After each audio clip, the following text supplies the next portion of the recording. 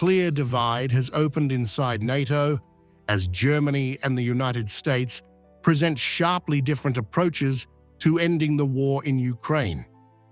President Trump argues the conflict must be brought to a rapid close through a negotiated settlement, while Chancellor Friedrich Merz insists that any peace process must prioritize European security, Ukrainian sovereignty, and multilateral involvement.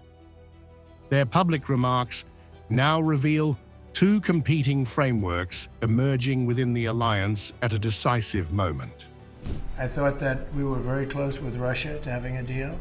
I thought we were very close with Ukraine to having a deal. In fact, other than President Zelensky, his people loved the concept of the deal. You know, we threw something out. We would help with security because it's, I think, a necessary factor in getting it done.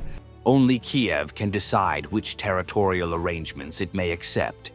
It would be a mistake to force the Ukrainian president into a peace that his population will not support after 4 years of suffering and dying.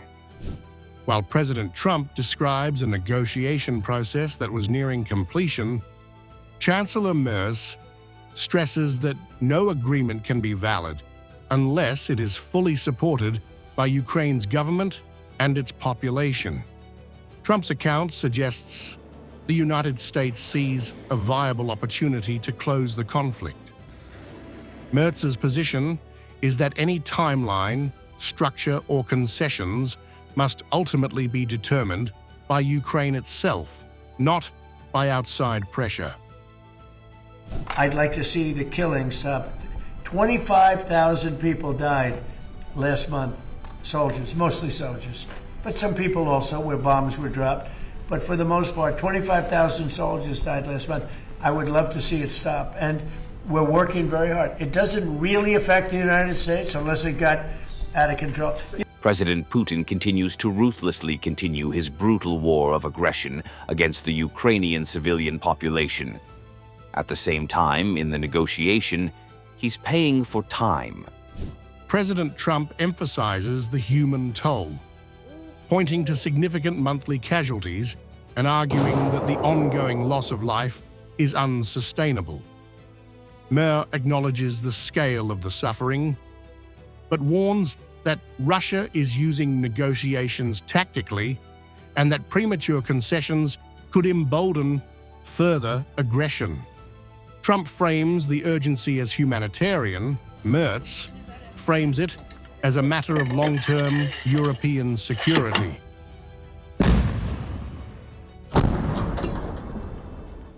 No peace must be made without us being involved. Only Kiev can decide which territorial arrangements it may accept. If we think there's a good chance, and we don't want to waste a lot of time, we think it's negative, we want it to get settled.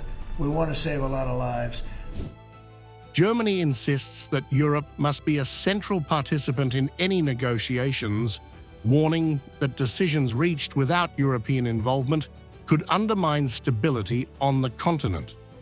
Trump's remarks indicate that US participation in future talks will depend on whether Washington believes meaningful progress is possible. The contrast reflects a wider divergence. Europe calls for structured, multi-party diplomacy, while the US reserves flexibility to engage selectively. We do this because it is in our own interest, because it is our interest that Europe stands on its own feet. Nothing is the way it was before. We're really in a different world now. We're living in a different time. We are now selling weapons to NATO. We're not selling it to Ukraine. We're selling weapons at full price to NATO, as you know. They distribute those weapons probably to Ukraine for the most part. They're probably doing it to others also. But we're not involved in the war other than the fact that we are involved in a negotiation because people want us there. Ukraine wants us involved very much. Europe wants us involved. I have a great relationship with the countries of Europe. As you know, I took GDP. I took what they're spending as a percentage of GDP, but Merz sets out a broader shift in Europe's strategy, arguing that the continent must strengthen its own defense capabilities because the geopolitical environment has fundamentally changed. Trump highlights the financial contributions now coming from European allies, emphasizing the benefits to U.S. defense production and framing burden sharing as a key success of his administration. Together, these positions illustrate a structural debate. Europe sees autonomy as necessary for security, while Washington sees expenditure as a measure of alliance commitment. We told President Trump exactly that. Only Ukraine can answer this. If we continue the process as we imagine it, there will be talks with the U.S. administration over the weekend, and there might be a meeting at the beginning of next week in Berlin.